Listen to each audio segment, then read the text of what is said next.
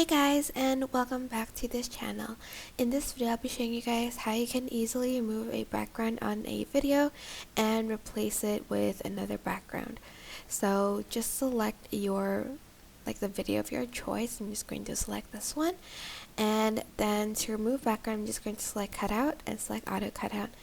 And you can add in your own background by just selecting the video, dragging it on top, and adding the background here. You can see creates this background, or if you want the background from CapCut, just move it to the first timeline, then go to basic, scroll down until you find canvas, and either select color or style, and just select the kind of background you want for your video.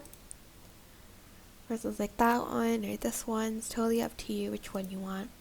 But that is basically it. I hope this tutorial is helpful for you guys. Don't forget to like, comment, share, and also subscribe to this channel if you haven't done that already. If you have any questions, just leave it in the comment section down below and I'll try my best to answer them all for you guys. And if you found this video helpful, please click the thanks button above the description box down below. Thank you so much for watching. Bye!